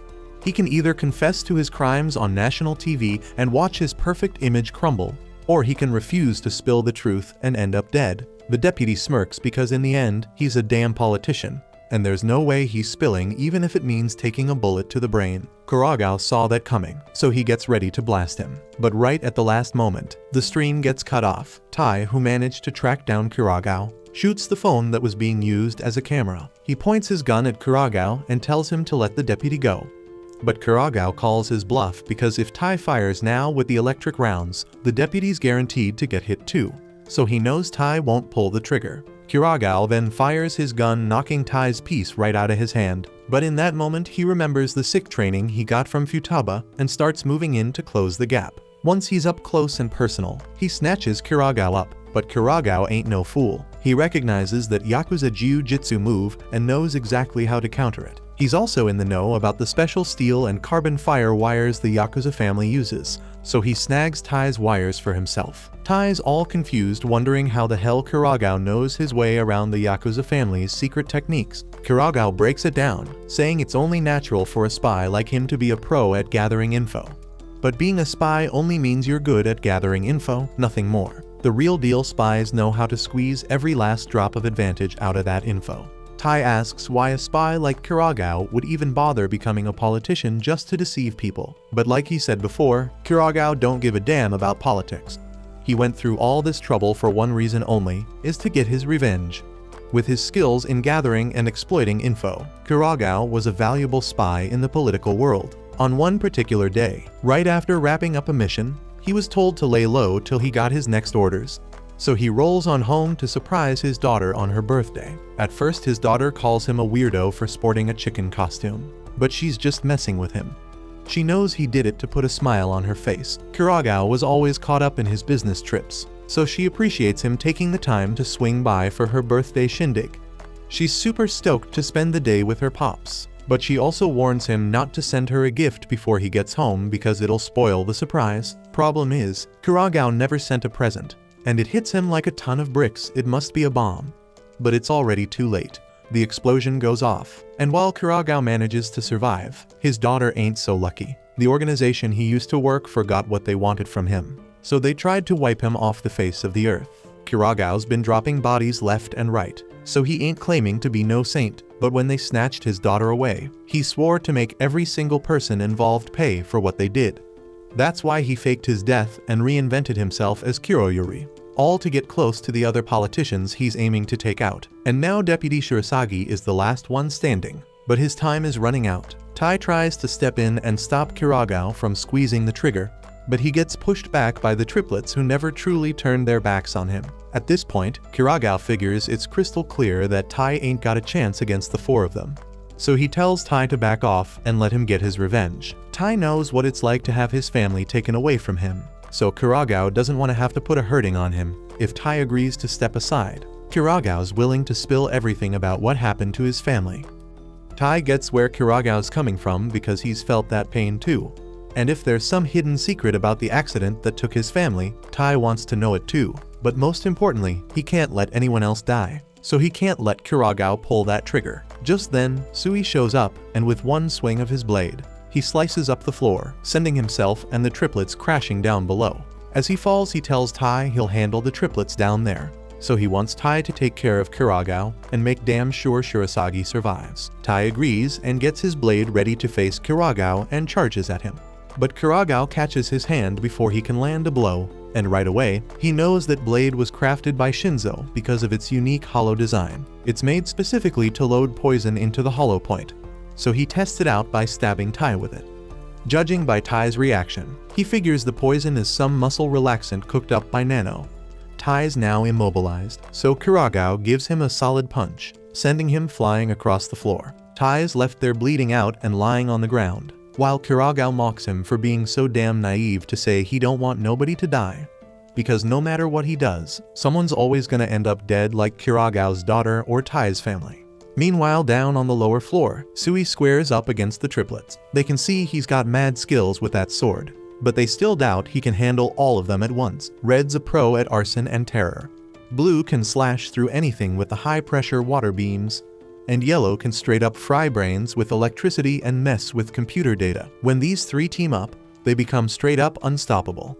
Sui calls them out for being arrogant and spilling all their techniques before the fight even starts. But since they spilled their techniques, he figures it's only fair that he spills his own.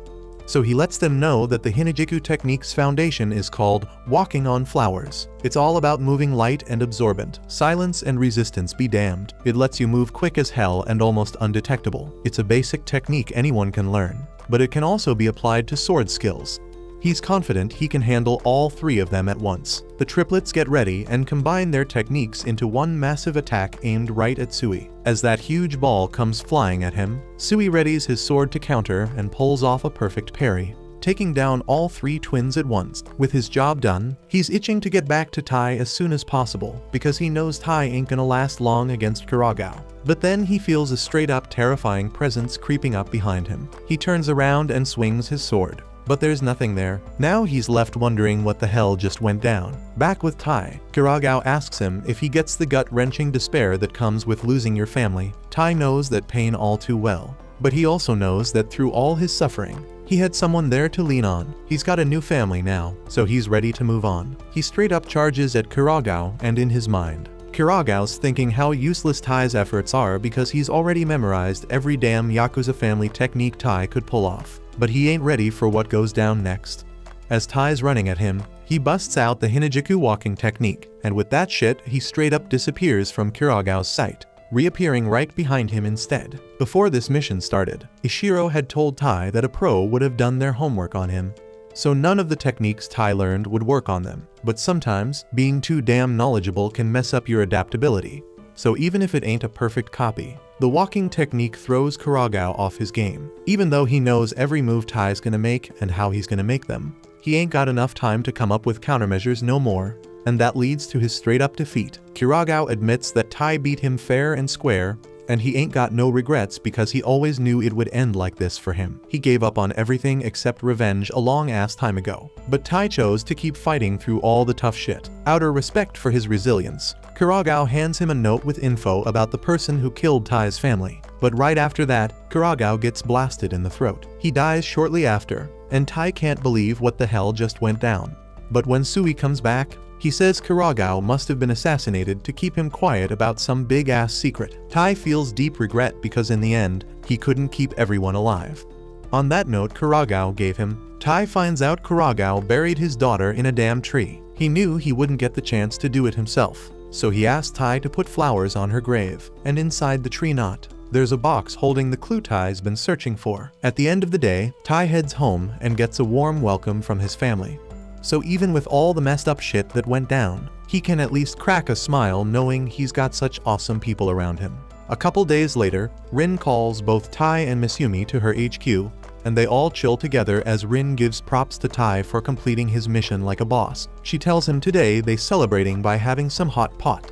They all gather around the table, and Rin piles a ridiculous amount of rice in Tai's bowl, claiming she's gonna make everything ready for the hot pot. Tai asks Sui what the hell she talking about, and Sui says that every damn time Rin arranges a hot pot, she goes all out, captures and hunts all the animals herself, then brings them here to feast. She walks over to this massive pile of dead-ass monsters, bigger than her, and she's thinking about which meat to use first. Sui steps up and offers to chop it up for her, so Rin gives him the green light. He walks up all calm, pulls out his sword, and with one slick-ass slash, he cuts up every single animal, making them perfect for the hot pot. The whole room smells freaking incredible, so Tai grabs a bowl and starts scooping out some soup, meat, and veggies, and he hands it over to Misumi like a freaking gentleman. Misumi's loving it and thanks him from the bottom of her heart as she takes the bowl, but before she can even take a bite, Ishiro shoves a bunch of veggies in Tai's mouth, choking the poor dude out as he lays on the ground,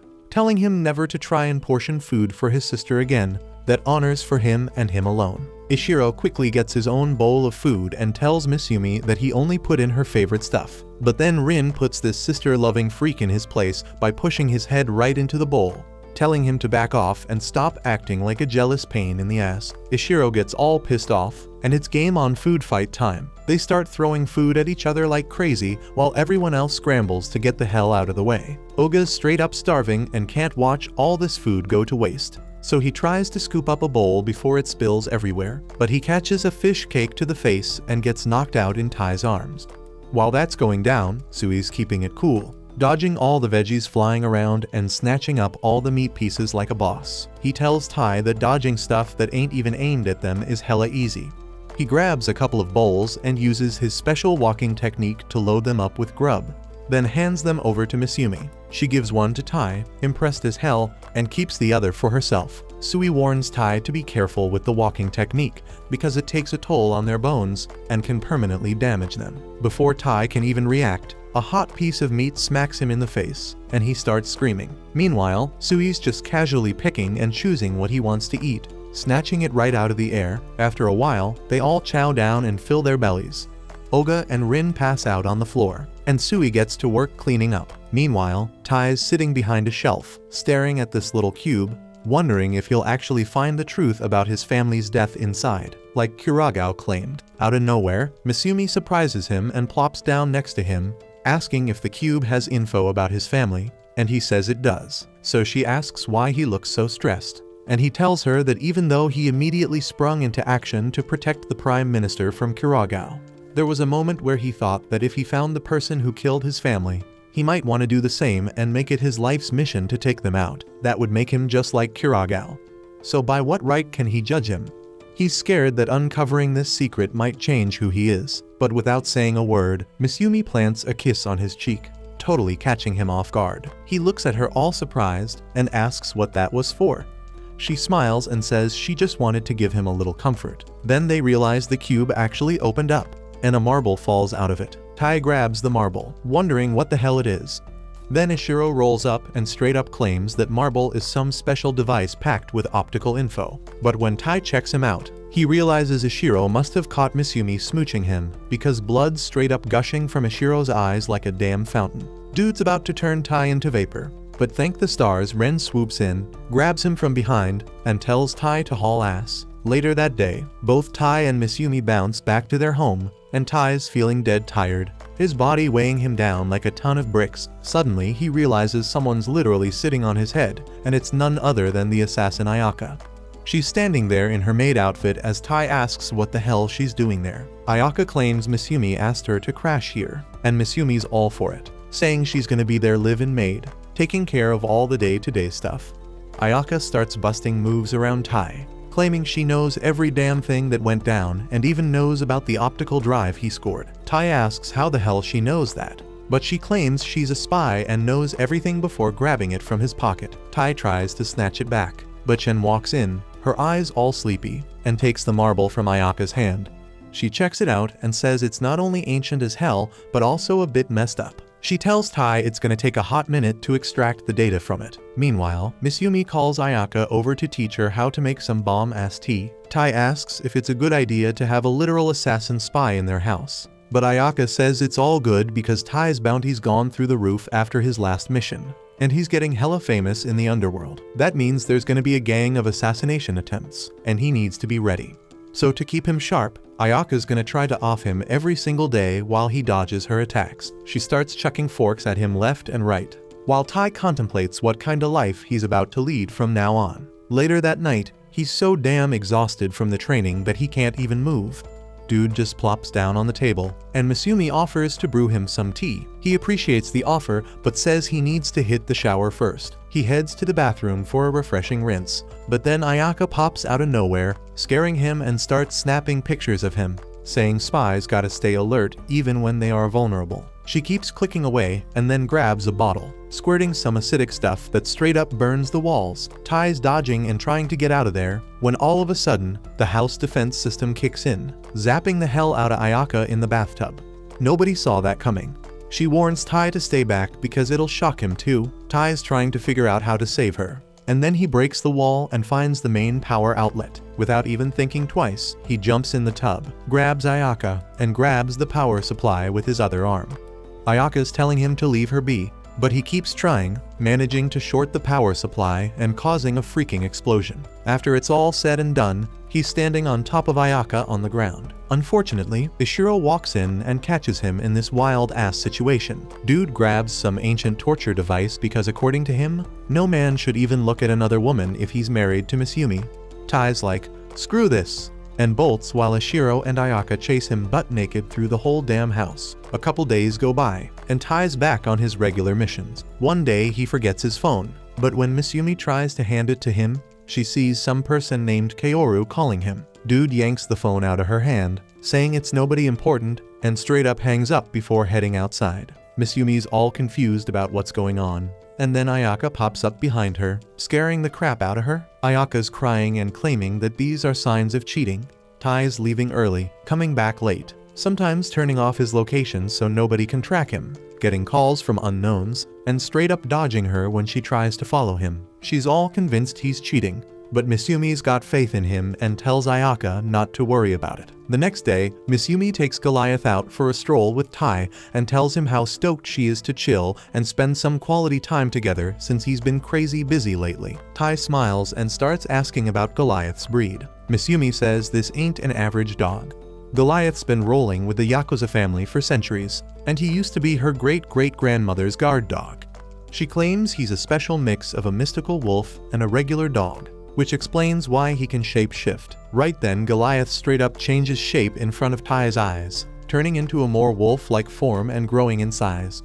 Miss Yumi hops on his back, saying he's mad strong, and asks if Tai wants to ride too. But Goliath ain't having it and flicks Tai away with his tail. So Miss Yumi ends up putting him in charge of the leash instead. As soon as he takes it, Goliath starts moving like a freaking rocket, running at insane speeds and even plowing through water. By the time they're done, Tai's soaked, lying flat on his ass in a park. Suddenly, a couple of kids roll up to check out Goliath, and Miss Yumi goes over to chat, but out of nowhere, Goliath senses something's off, and an explosion goes off. Thankfully, Miss Yumi saves the kids while Goliath shields her, but then they realize Tai tried to save them too and took the full blast. This pisses Miss Yumi off, and she tells Goliath to sniff out the culprit. Goliath's on it, and he sniffs the detonator and maps out a route through the city to find where it came from. Turns out it's some loser making lame-ass jokes from his mom's basement, trying to off Miss Yumi. Dude's sitting there staring at his computer, shocked to see she's still alive, but then Goliath busts through his door, storms in, and straight up ends him in an instant. Later that night, Tai gets a call, and he straight up hides it, acting all shady and saying he gotta bounce back home. Miss Yumi ain't pressing him with questions and tells Goliath to take them back. But to their surprise, this time Goliath actually lets Tai ride on his back as they head home. When they get back, Ayaka straight up attacks Tai, accusing him of cheating. And then Ishiro jumps in to torture his ass too. But before they can do any damage, two people walk in, claiming they're government spies and say there's been a big misunderstanding. Turns out the old man's name is Kaoru. Kaoru pulls out these special dark sweet tea leaves that Tai was trying to get. He explains that Tai was just trying to score Ishiro's favorite tea leaves, which are hella hard to find. Tai went on all sorts of missions to get the ingredients, but he wanted to keep it on the down low. Ishiro can't believe that Tai, the dude he's been beefing with so much, would do something like this for him. He's damn near choking himself out of shame. Later that night, they all sit down and enjoy some bomb-ass tea while talking about the future plans for the Yakuza family. A few days later, Futaba is putting Tai through some crazy reflex training. She busts out a freaking Gatling gun shooting baseballs at him, and the poor dude can barely dodge them all while trying to run like hell. After that grueling session, he finally heads back home. When he gets there, he finds Miss Yumi checking out an old picture book. The picture shows everyone looking hella young, and Miss Yumi all proud shows it to Futaba and Tai. Tai asks about the occasion they took that picture, and Miss Yumi tells him it was to celebrate Nano passing his spy license exam. Futaba confirms, saying it's their family tradition to take a family photo when someone gets their license. Now Tai's curious about this whole spy license thing, and the girls all look at him like he's lost his mind. So Futaba takes a sip of tea and explains to him that a spy license is like a membership card from the Spy Association. That association was formed way back in the 20th century by a crew of spies looking out for each other. They hold exams every year, and those who pass get the spy license. Futaba shows off her golden license, the highest rank you can get. She tells Tai that once you got that license, you can get intel and job references from the association, plus other perks. Everybody starts at the bronze rank, but by passing advancement exams, you can level up. As you level up, the missions you get become tougher, but the rewards also get better. Tai is thinking he want to take the license exam too, and Futaba says he should go for it. Just then, Ishiro shows up, and he overhears the conversation. He tells Tai it's all good that he's eager to join the exam, but he also reminds him that everyone in the family passed it on the first try. He warns Tai that if he doesn't pass that shit on the first go, things gonna get really bad, so he starts chasing after him, putting the pressure on. But then they hear Ayaka screaming her lungs out, and they find her crying and apologizing to Shin in her room. Everybody's asking what the hell happened, and Shin says it ain't no big deal. Ayaka was messing with some cables while she was working on a program, and it caused a glitch. Suddenly, the giant screen in front of her turns on, and a freaky-ass horror scene from a movie starts playing out. Tai straight up freaks the hell out when he sees that horror scene popping up on the screen. Dude wondering what kind of glitch could lead to this messed up shit. But hold up, just a second later, Misumi and Shin figure out what's going on. Futaba, scared as hell, done froze up like a statue, and her siblings just sighed as they help her out. She all shivery and wrapped up in a blanket, and Misumi spills that she's super scared of ghosts because her powers don't work on them.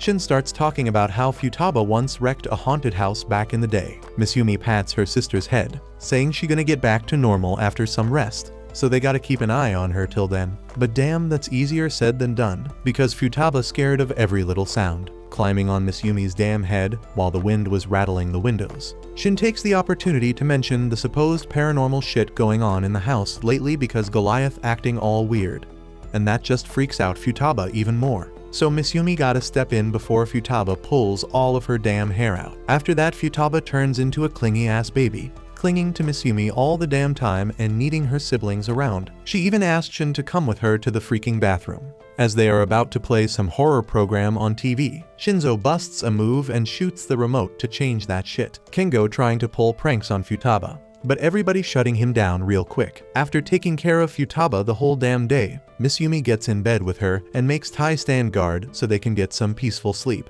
Futaba still shivering, so Misumi decides to read her favorite bedtime story. This story is a modern twist on some famous Japanese folk tale. It starts with a hardcore war between demons packing guns and humans, with no end in sight. One day, an old lady finds a baby boy in a river and scoops him up. As soon as Misumi gets to this part, she knocks out cold and Tai gotta take over. He reads the story about the boy growing up to be humanity's last hope, ending up killing his demon best friend in the final battle. Tai is cringing his ass off because of that story. But then Futaba starts clapping for it. She back to normal now and apologized to Tai for showing her weak ass side to him. Tai tries telling Futaba it ain't no big deal, but she starts talking about how her mom used to read that story to her back in the day. She used to be fearless and shit, but after her mom died, she started fearing that no matter how hard she tried, the things she cared about would get snatched away from her. Futaba says she feels like a failure as the oldest daughter of the Yakuza family because instead of protecting her siblings, she out here needing to be taken care of like this. She opens up about her insecurities and then thanks Tai for listening, and he tells her he knows the terror of losing the people close to him, but he says that fear of losing them is what pushes him to get stronger so he can protect them. Futaba just chuckles at him and tells him to go to his room because it's already too damn late. She thanks him again and wishes him good luck for his license exam. Tai leaves the room with that, and Futaba gently caresses Misumi as she covers her with a blanket. Fast forward to the day of the spy license exam. Tai and the other contestants gotta start off by running with heavy-ass weights tied to their feet. Misumi watching everything from the waiting area, cheering on Tai. And Homeboy surprises everyone and takes first place in the race. Everybody is impressed by the rookie from the Yakuza family, but some folks looking hella salty. Later, Tai munches on some rice balls made by Misumi, who tells him to rest up real good before his next test. That Mohawk dude he smoked in the last race watching them from the corner. The dude plotting to take Tai down right then to claim his reward, and he comes at him with a dagger aimed straight at him. But before he can reach Tai, a strong-ass gust of wind blows his sorry ass away, and another contestant tells him that fighting among the contestants ain't allowed. Mohawk curses out this dude named Hoshi, but then he notices his knife broke, so he hauls ass and runs away. Tai thanks Hoshi, who tells him it ain't nothing because he was just protecting what he loves. Hoshi plucks a grain of rice off his face and eats it while talking some dirty shit to Tai, and Tai wastes no time, putting his gun right to his head and telling Misumi to watch out for this damn pervert. Hoshi straight up tells Tai he doesn't need no damn gun because he already shot him straight through the heart, and that just creeps Tai out even more. But hold up, Misumi seemed to recognize Hoshi. Misumi is all furious, telling this universal flirt to back the hell off her man, but Hoshi says that he is cool being the side piece too. Like what the hell? The dude grabs Tai's face and starts snapping close-up pictures. And he even got a tiny doll of Tai made from his leftover clothes and hair from his mission sites. Tai is straight up freaked out by now, but then they go and announce the next test, and Hoshi grabs his hand and drags him away. Next up, They gotta free themselves from chains underwater, and Tai breezes through that shit like it's nothing. Hoshi be right there at the next tank, telling Tai he looking mighty fine all wet. Then they throw in a game of hide and seek with some big ass executioners chasing after them. And Hoshi manages to find Tai in the mix and gives him one tight ass hug. This causes Tai to freak out, and because of that he attracts the attention of the executioners. The next challenge is defusing a bomb, and Tai handles that with time to spare.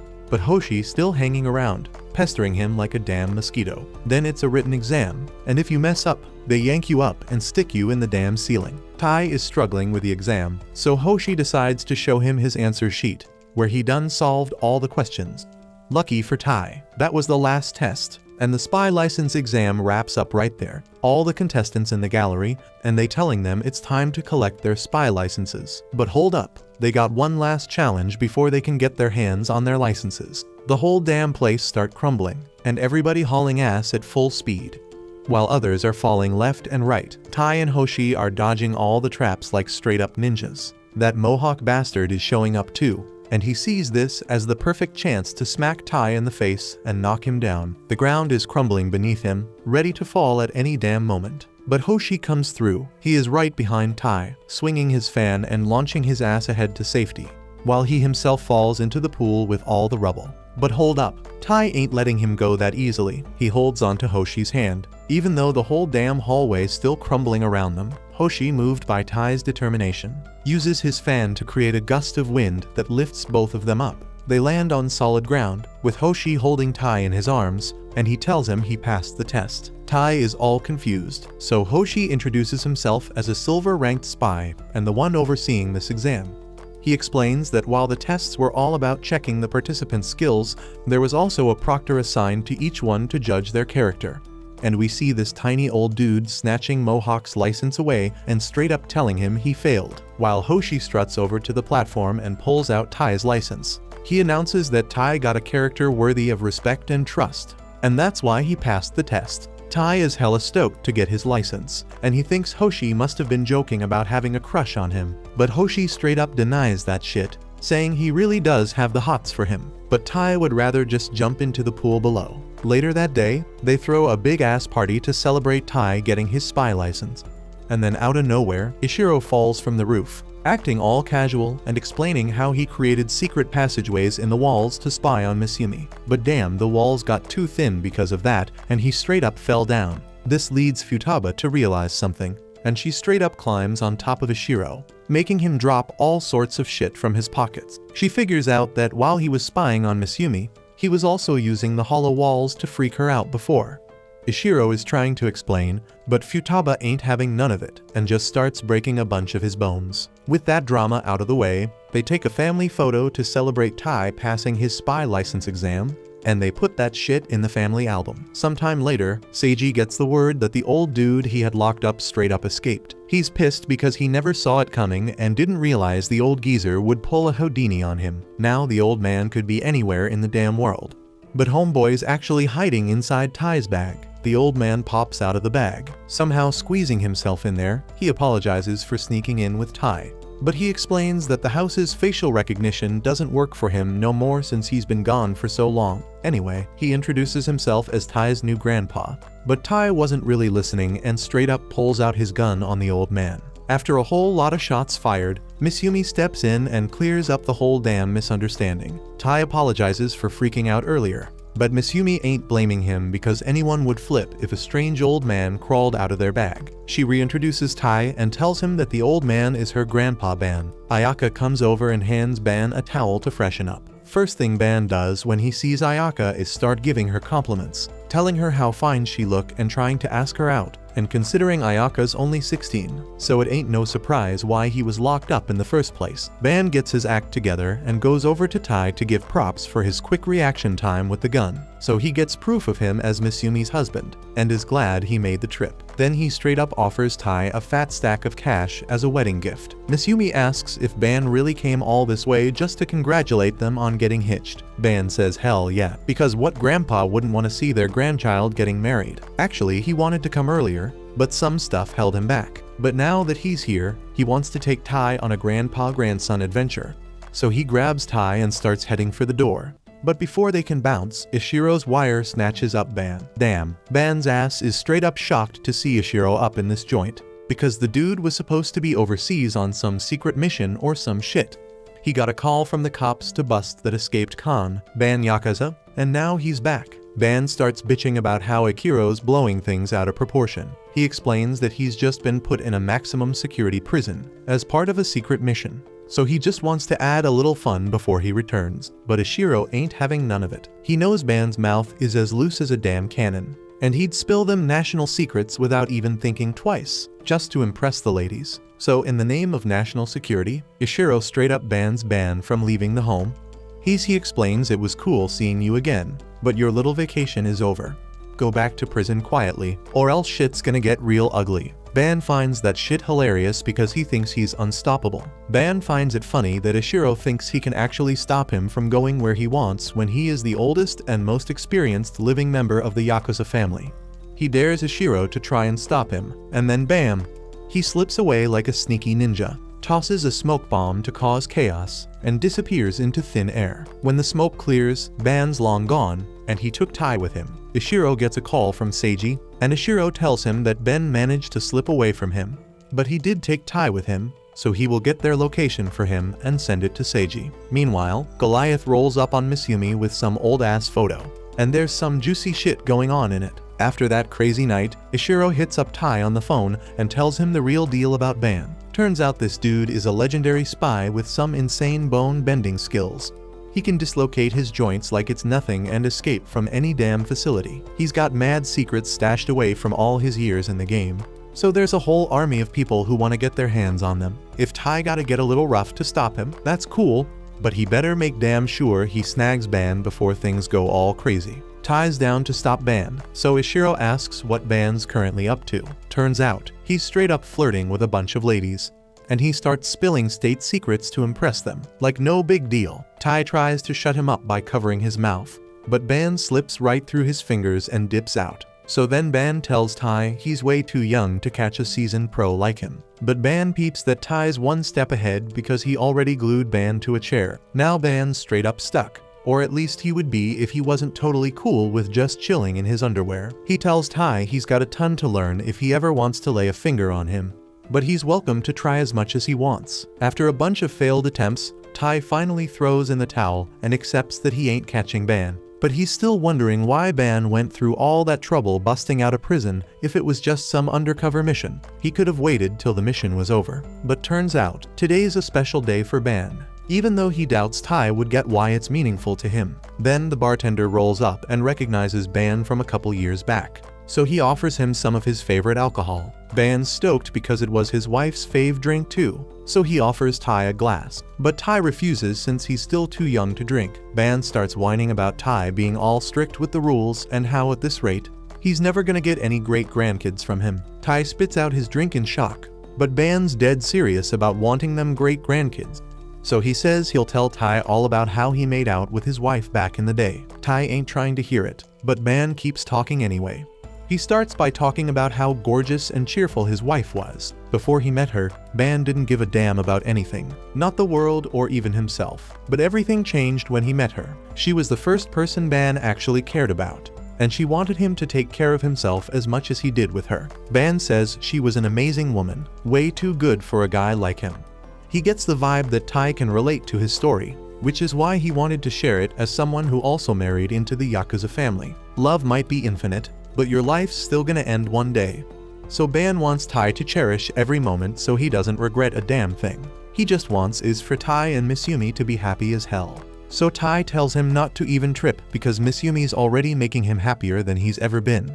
And he's gonna go all out to make sure Misumi feels the same way about him. Ban's stoked to hear that and says he'll take Tai to another bar with even better service to show him a sick time. But out of nowhere, this old lady walks into the bar, and before Ban can even clock her, she slaps some handcuffs on his wrist. The old lady warns Ban that if he tries to yank them off, they'll explode, so he better watch himself unless he wants to blow his wife's hand to pieces too. Misumi finally shows up and says sorry to Tai for taking forever. She introduces the old lady as her grandma Keiko, and Tai's mind is blown because he thought Keiko was dead or something based on how Ban was talking. Ban starts hugging Keiko and straight up asks her out on a date, claiming he went through the trouble of getting advice from the ladies here to score the perfect gift for her and even got her fave wine. But damn, even though Keiko would love an anniversary date, they both still got a ton of work to handle. So she asks Ban to head back to prison and keep up his undercover job.